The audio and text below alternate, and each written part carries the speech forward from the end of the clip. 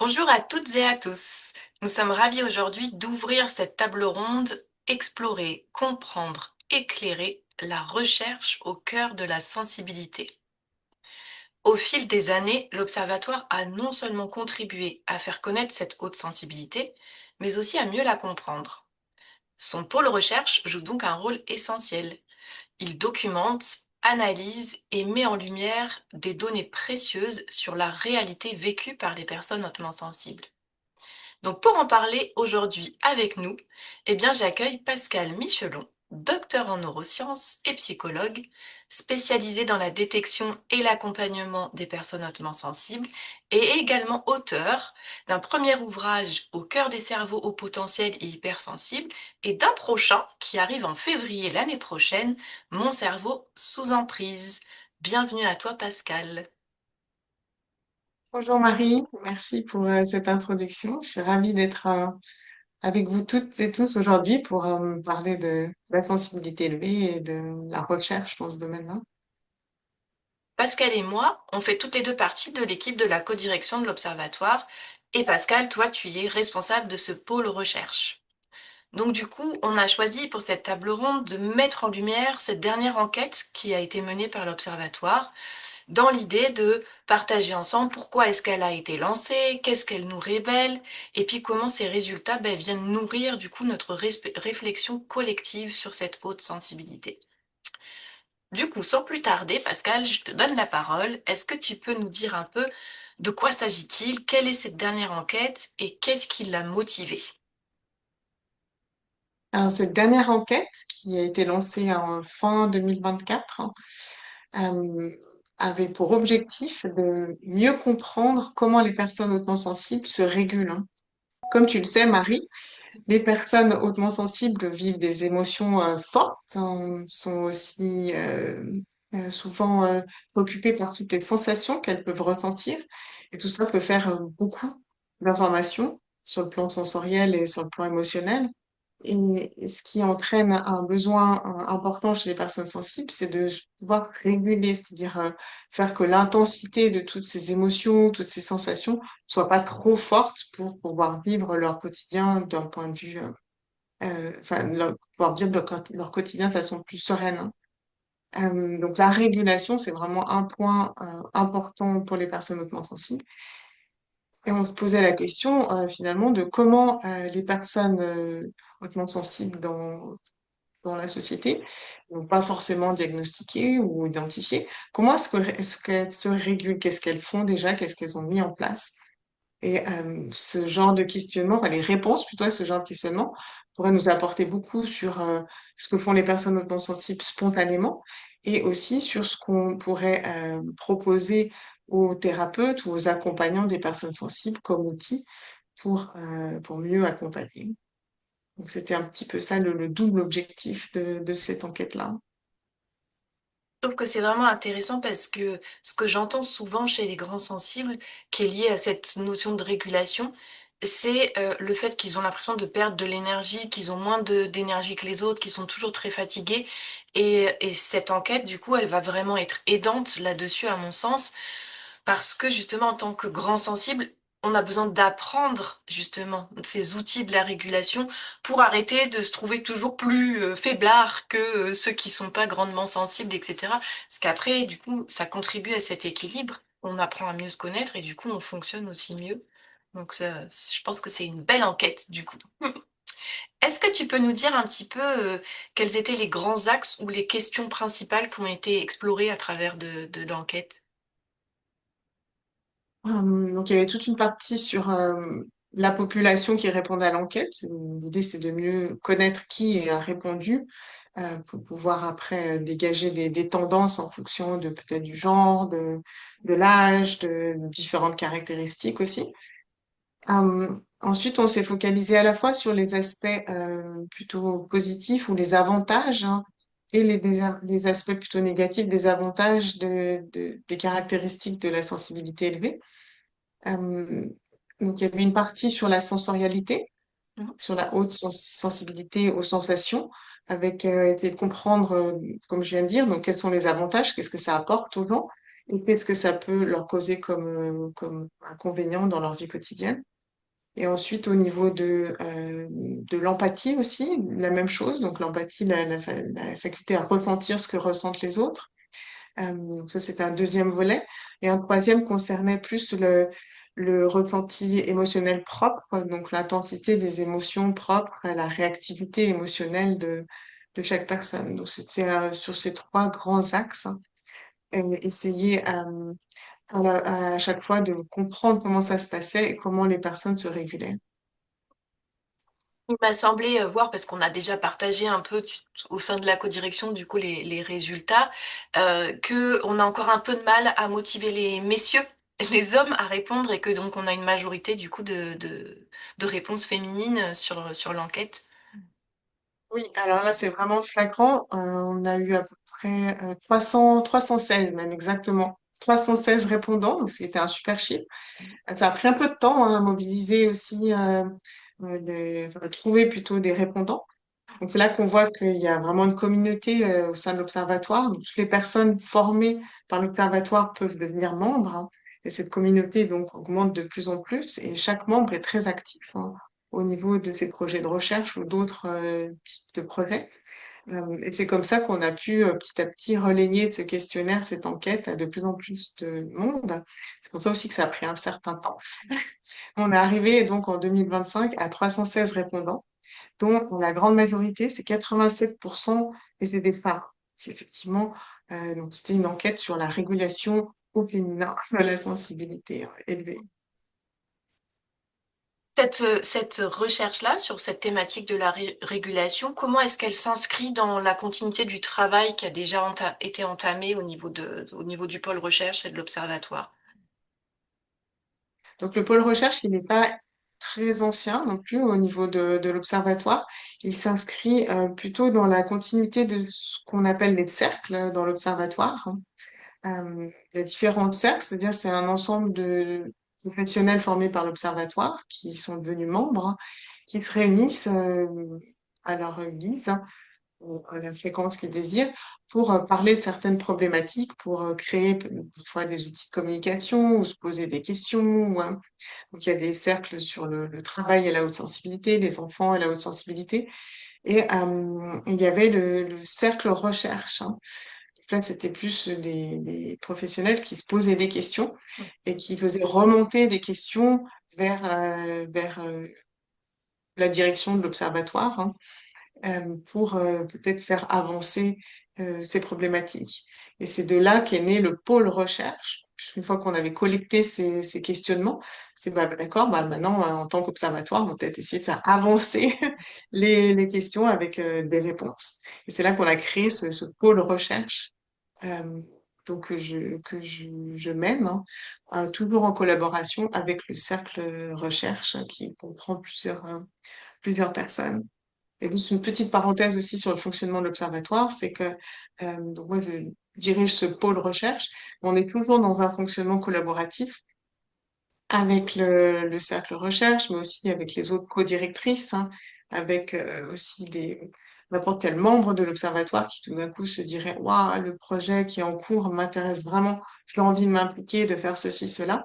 Bah, la personne en question me contacte ou contacte une autre co-dirigeante et on l'intègre et c'est comme ça qu'on va avancer ensemble, hein. Parce qu'il faut pas oublier que tout le temps que nous sommes, ce sont des postes de volontariat en fait, qu'on fait à côté de nos activités. Donc plus on est nombreuses ou nombreux pour faire avancer ces projets, mieux c'est. Oui, ça, j'en reparlerai à la fin pour remobiliser les troupes, parce qu'effectivement, c'est la richesse de toutes les personnes que nous sommes, qui viennent prêter main forte, et qui nous permettent de mener tous ces jolis travaux et ces grandes avancées pour la haute sensibilité. Si on s'arrête un petit peu du coup sur les résultats et les enseignements qu'on peut retirer de cette enquête, quels sont justement ces enseignements ou ces tendances fortes qui sont ressorties pour toi dans cette enquête sur la régulation? J'ai pris beaucoup de plaisir à analyser les résultats. Comme tu sais, moi je suis une ex-scientifique, hein. Donc ça m'a replongée dans la recherche, hein. Euh, je dirais que pour moi, un des résultats vraiment les plus marquants, c'est le bien-être des personnes hautement sensibles, qui vient vraiment aller à l'encontre de cette vision qu'on a parfois un peu négative de la sensibilité élevée, dans le sens où c'est trop d'infos, c'est trop d'émotions, les personnes sont stressées, sont ensevelies par leurs émotions, par leur mal-être, etc. Mais c'est pas du tout ce qui ressort de l'enquête, hein. Euh, on avait des questions qui essayaient de mesurer justement le bien-être psychologique des personnes hautement sensibles. Et sur l'ensemble, donc sur les 316 répondants, on avait à peu près, je regarde mes chiffres, 55% des personnes qui se sentaient bien psychologiquement, donc dans la moyenne, hein, et 26% qui se sentaient vraiment plus que bien, en fait, au-dessus de la moyenne. Donc, globalement, ça fait 81% des 300 personnes qui ont répondu, qui sont hautement sensibles, qui se sentent bien sur le plan psychologique, qui n'ont pas de difficultés. Donc, c'est quand même un chiffre à retenir qui est super positif. Donc, ça montre que oui, on peut avoir des difficultés qui sont liées à notre sensibilité élevée, mais c'est pas pour autant qu'on va être dépressif ou anxieux ou vraiment pas bien dans notre vie quotidienne.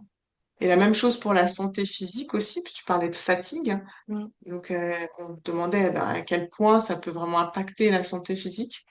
Là aussi, on a à peu près 84% des répondants qui ont une bonne santé, voire une très bonne santé.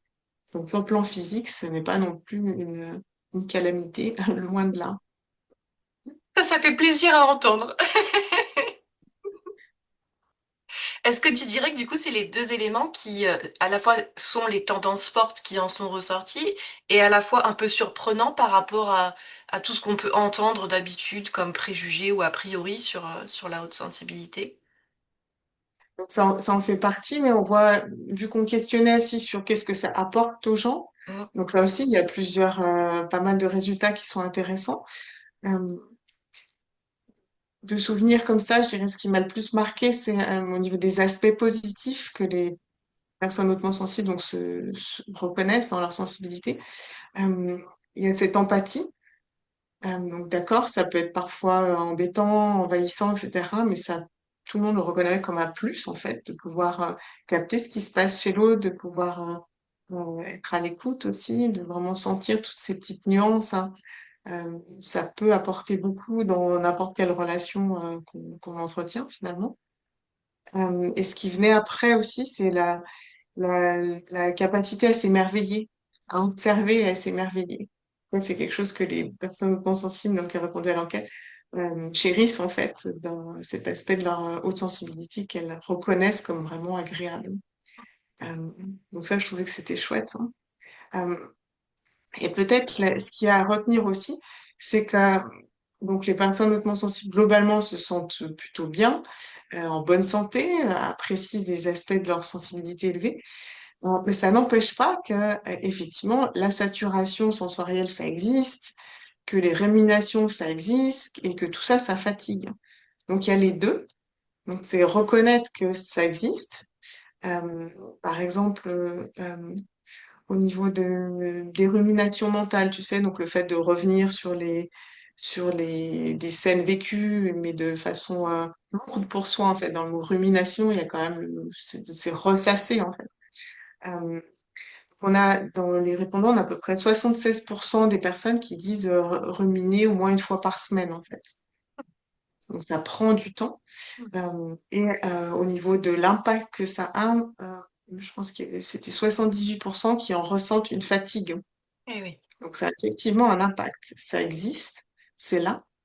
Mais comme on disait, bah, ça n'empêche pas de se sentir bien globalement, en fait. Euh, et pareil par rapport à l'empathie émotionnelle, donc ressentir les émotions des autres et parfois s'en sentir envahi, genre c'est trop. Là aussi, il y a beaucoup près de 76%, le même pourcentage des répondants qui disent ressentir cet envahissement au moins une fois par semaine, hein. Mais de nouveau, ça les empêche pas d'avoir une vie quand même plutôt sereine, hein, Mm. et épanouie. Donc, ce qui est intéressant là, c'est que ça montre que, il y a des aspects positifs à la sensibilité élevée, euh, et qu'en fait, probablement, quand la personne arrive à bien réguler toutes ces ruminations ou ces envahissements, elle parvient à avoir un quotidien qui la fatigue, certes, mais pas au point de d'avoir une santé vraiment affaiblie et, euh, ça n'empêche pas de se sentir bien sur le plan psychologique. Oui, je trouve que c'est super chouette de pouvoir mettre ça en avant parce que, effectivement, dans la grande sensibilité, il y a des pans entiers qui sont vraiment des moteurs et qui sont porteurs pour ceux qui sont grandement sensibles. Et dès que cette régulation se met en équilibre, bah, du coup, tout ce qui est porteur est largement suffisant pour que, du coup, on se sente bien avec sa haute sensibilité. Et ça me fait plaisir que l'émerveillement ressorte. Parce que, à titre personnel, je pense que c'est l'un de mes plus grands ressorts et qui vient largement, effectivement, contrebalancer les moments de rumination ou les moments un peu de saturation ou de débordement. C'est chouette que ça ressorte. C'est vrai que souvent on a parlé de détection dans d'autres tables rondes là, de cette quinzaine. Euh, et souvent dans les tests de détection de la sensibilité élevée, il y a l'accent qui est quand même mis sur les aspects potentiellement désagréables de la sensibilité élevée, ces sensations de beaucoup, d'envahissement, etc. Euh, mais il y a quand même tous ces aspects positifs de faculté d'émerveillement, ce qu'on peut appeler la sensibilité esthétique aussi, la sensibilité au beau. Il y a certains tests qui les prennent en compte, mais souvent dans une plus petite portion. Donc, un autre aspect de la recherche en collaboration avec le pôle développement, c'est d'élaborer aussi des outils, des tests de détection de la sensibilité élevée qui prendra en compte tous ces différents aspects, hein. Je voulais juste le mentionner comme ça en passant. Oui, et d'ailleurs, n'hésitez pas à retrouver dans tout notre fabuleux programme de la quinzaine cette autre table ronde justement qui évoque plus particulièrement ce que tu es en train de décrire, toute cette détection et la formation qui est proposée par l'Observatoire. Toutes ces données que tu nous partages là, en quoi, selon toi, ça vient faire évoluer et changer notre regard du coup sur la haute sensibilité? Ouais, je pense que là, ce qu'on vient d'évoquer, ça peut changer le regard, le transformer en quelque chose de plus positif, à la fois pour les personnes hautement sensibles par rapport à ce qu'elles vivent, hein, et pour les accompagnants de la haute sensibilité, que ce soit thérapeutes ou médecins ou toutes les personnes en lien en fait avec des personnes hautement sensibles, des enfants hautement sensibles, je pense aux enseignants, hein, euh, de comprendre vraiment ce qu'il en est, les avantages et les désavantages, euh, change totalement le regard sur les personnes hautement sensibles. Donc, tous les résultats qu'on peut obtenir dans n'importe quelle enquête vont impacter ce regard-là. Euh, et donc là, on n'a pas beaucoup parlé, je ne vais pas tout divulguer, mais au niveau de justement comment est-ce qu'on se régule, là aussi, une fois qu'on a des outils, une fois qu'on voit que ah, bah, la plupart des gens, ils utilisent peut-être plus la nature ou le retrait, ça permet de se donner des permissions, en fait. Se dire oui, bah, quand j'ai besoin de me retirer d'une relation ou d'une interaction, pour me ressourcer. J'ai le droit, c'est OK, en fait, il y a plein d'autres gens qui le font et même c'est ce qu'on me conseille de faire pour me ressourcer. Donc je pense que dans tous ces résultats-là vont pouvoir vraiment impacter de façon positive le regard qu'on a, que chacun a sur sa sensibilité aussi. Du coup, là, Pascal, tu nous as mis l'eau à la bouche. Comment est-ce qu'on peut avoir accès à ces résultats? Comment est-ce qu'ils sont utilisés, diffusés? Alors, ces résultats vont enfin être publiés, rendus publics sur le site de l'Observatoire, hein. Euh, Sous la forme probablement d'un article qui sera peut-être plus pour les personnes qui sont dans l'aspect accompagnant, pour les thérapeutes qui vont prendre le temps d'aller lire ces informations et de bien les comprendre pour pouvoir les intégrer dans leur pratique. Euh, et il y aura aussi des informations plus à destination peut-être du grand public ou des personnes qui ont envie juste de mieux se comprendre, qui seront présentées de façon plus simple peut-être, ou moins touchue, on dirait, de façon graphique, sur le site de l'Observatoire. Donc j'ai bon espoir que début 2026, hein, tout sera à disposition et qu'on pourra passer à la suite de l'aventure, hein, au niveau de la recherche de l'Observatoire. Hmm. On a hâte du coup. Et tu évoques toi-même du coup cette suite. Est-ce que au niveau du pôle recherche justement et des cercles recherche qui sont en cours, il y a déjà cette suite qui s'est amorcée, les prochaines enquêtes, les prochaines pistes que l'Observatoire souhaite du coup aller explorer? Est-ce que tu peux nous en dire quelques mots? Euh, donc au-delà du développement de cet outil de test, là, qui est un projet vraiment important, euh, qui fait collaborer donc le pôle recherche et le pôle développement de l'Observatoire. Au niveau des enquêtes à proprement dit, nous, ce qui nous a vraiment donné envie, c'est d'aller explorer la sensibilité au masculin, Hmm. puisqu'on a vu que 87% des répondants étaient des femmes. On se dit, OK, donc ça, ce sont des résultats pour les femmes. Est-ce que ça fait une différence si on est un homme hautement sensible par rapport à comment on vit cette sensibilité? Quel impact ça a sur notre santé, notre bien-être psychologique? Et est-ce que les hommes se régulent différemment? Euh, Là, au niveau des statistiques, vu qu'il y avait quand même 13% des répondants qui étaient des hommes, j'ai essayé de faire quelques analyses, hein. Pour le moment, on voit pas beaucoup de différence. Alors, c'était que vraiment très peu d'hommes, hein, sur la totalité. Donc là, c'est vraiment intéressant d'aller demander aux hommes hautement sensibles, hein, et il y en a beaucoup, comment ils vivent leur sensibilité élevée.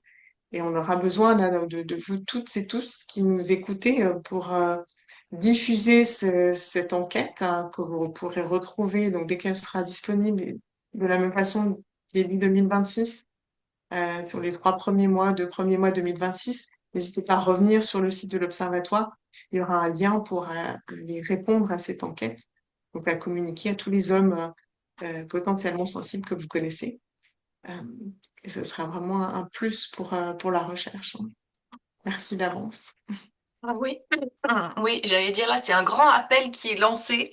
Messieurs, si vous nous écoutez, ou mesdames, si vous avez votre conjoint, votre frère, votre collègue, votre père, peu importe, ou vous pressentez qu'il est hautement sensible ou qu'il est hautement sensible, eh bien, invitez-les à venir se connecter sur notre site, donc dans ce premier trimestre 2026 et à participer à cette enquête pour que, comme vous l'avez entendu là aujourd'hui, on puisse continuer à affiner, explorer du coup toutes nos connaissances sur cette haute sensibilité parce qu'il y a beaucoup de choses qui restent encore invisibles, des nuances, une profondeur et toute cette richesse de notre sensibilité humaine et notre haute sensibilité. On a encore plein de choses à affiner et dans le monde francophone, l'Observatoire souhaite réellement pouvoir avoir du poids dans cette vulgarisation, cette compréhension et le bien-être de tous ces grands sensibles du coup. Un grand, grand merci à toi, Pascal, d'avoir pris le temps de nous partager tout ce travail de fond. Je voulais remercier aussi toutes celles et ceux qui ont soutenu avec toi, du coup, et qui ont porté toutes ces actions, notamment dans les cercles recherche à tes côtés. Et encore un appel, au-delà des hommes pour la prochaine enquête, de vraiment venir, si vous souhaitez nous aider, vous pouvez, en vous formant à cette formation de détection d'accompagnement, ensuite, après, devenir adhérent au sein de l'association, participer vous-même, du coup, à toutes ces thématiques de recherche et toutes ces explorations et tous ces outils. Et puis, si vous souhaitez simplement nous soutenir pour que tous nos espaces de recherche continuent à se développer, vous pouvez faire un don tout simplement. On a mis tous les liens du coup dans le descriptif de cette vidéo. Merci encore Pascal. Et puis on vous Merci dit à à vous. bientôt. Et puis on vous souhaite une bonne continuation au sein de cette magnifique quinzaine de la sensibilité. À bientôt.